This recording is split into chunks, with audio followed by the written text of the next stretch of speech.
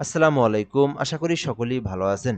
জাতীয় ক্রীড়া পরিষদের একটি নিয়োগ সার্কুলার প্রকাশ করা হয়েছে, যেটা হচ্ছে যুব ও ক্রীড়া মন্ত্রণালয়ের একটি নিয়োগ সার্কুলার। সরকারি স্থায়ী রাজস্ব খাতভুক্ত একটি নিয়োগ সার্কুলার, যেখানে অনেকগুলো পদের সঙ্গে নিয়োগ সার্কুলারটি প্রকাশ করা হয়েছে। আজকের এই ভিডিওর মাধ্যমে বিস্তারিত জানাবো কিভাবে আবেদন করবেন, এই বিষয়টা জানিয়ে দেওয়া হবে ইনশাআল্লাহ। এখানে বলা হয়েছে জাতীয় ক্রীড়া পরিষদের রাজস্ব খাতভুক্ত নিয়োগ সার্কুলার, অর্থাৎ সরকারি স্থায়ী রাজস্ব খাতভুক্ত নিয়োগ সার্কুলার। এরপরে বলা হয়েছে যে এই নিয়োগ সার্কুলারে বাংলাদেশের প্রকৃত নাগরিকরা আবেদন করতে পারবেন, মানে বাংলাদেশের যে কোনো জেলার যে কোনো প্রার্থী যে কেউ চাইলে আবেদনটি করতে পারবেন। ঠিক আছে, এখানে অবশ্যই অনলাইনের মাধ্যমে আবেদন করতে হবে। আশা করি বুঝতে পেরেছেন। প্রথম পদের নাম প্রশাসক নিয়োগ দেওয়া হবে একটি পদে, যেখানে স্নাতক ডিগ্রি অর্থাৎ অনার্স পাস করেছেন অথবা ডিগ্রি পাস করেছেন, 5 বছরের অভিজ্ঞতা রয়েছে, প্রশাসক পদে আবেদন করতে পারবেন। সহকারী স্থপতি রয়েছে একটি পদে, যেখানে বলা হয়েছে যে প্রকৌশলী স্নাতক ডিপ্লোমা ডিগ্রি অর্থাৎ যারা প্রকৌশল থেকে ডিগ্রি করেছেন অথবা অনার্স করেছেন এবং 3 বছরের অভিজ্ঞতা রয়েছে, সহকারী স্থপতি পদে আবেদন করতে পারবেন। প্রশিক্ষক নিয়োগ দেওয়া হবে 24টি পদ। মোটামুটি এটা কিন্তু বিশাল বড় একটি পদের সংখ্যা। আপনারা কিন্তু চাইলে প্রশিক্ষক পদে আবেদন করতে পারেন।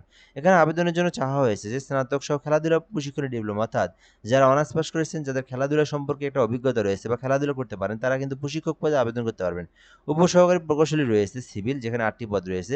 যারা সিভিল বিষয়ের উপর ডিপ্লোমা কমপ্লিট করেছেন তারা আবেদন করতে পারবেন। এছাড়া রয়েছে উপসহকারী প্রকৌশলী ইলেকট্রিক্যাল অথবা যান্ত্রিক, 4টি পদ রয়েছে। যারা এই ডিপার্টমেন্ট থেকে লেখাপড়া করেছেন তারা আবেদন করতে পারবেন। তারপরে রয়েছে উপসহকারী প্রকৌশলী, যেখানে বলা হয়েছে যে আর্টিকেল আর্কিটেক্টস প্রকৌশলী ডিপ্লোমা, যারা আর্কিটেক্ট নিয়ে লেখাপড়া করেছেন তারা আবেদন করতে পারবেন।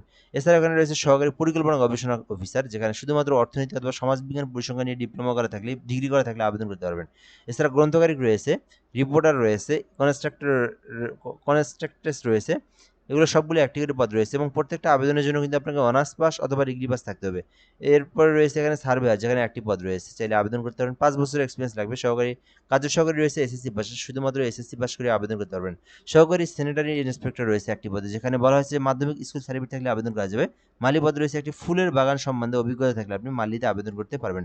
তো যে পদে ইচ্ছা আপনি সেই পদেই চাইলে আবেদন করতে পারবেন। আবেদন করতে অবশ্যই বাংলাদেশি নাগরিক হতে হবে। সময় থাকতে হবে 1/7/2026 তারিখ হতে 18 থেকে 32। 18 থেকে 32 বছরের মধ্যে যাদের বয়স, শুধুমাত্র তারাই আবেদন করতে পারবেন। এর বাইরে কিন্তু আবেদন করতে পারবেন না।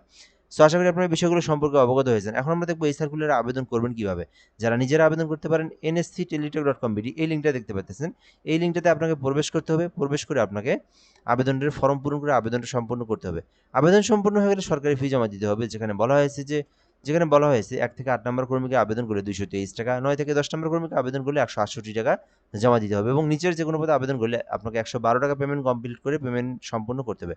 আশা করি আপনারা এই বিষয়গুলো সম্পর্কে অবগত হয়েছেন। তো এরপরে রয়েছে এখানে পেমেন্ট করার প্রসেসটা এনএসসি স্পেস ইউজার আইডি 160 পরবর্তী পিন নাম্বার দিয়ে এই নাম্বারে সেন্ড করলে আপনার পেমেন্ট সম্পূর্ণ হয়ে যাবে। যাই হোক, আশা করি আপনারা বুঝতে পেরেছেন। যদি কোনো কিছু না বুঝে থাকেন আপনি কমেন্টে বলতে পারেন, রিপ্লাই দিয়ে জানিয়ে দেওয়া হবে ইনশাআল্লাহ। ভালো থাকবেন। আসসালামু আলাইকুম।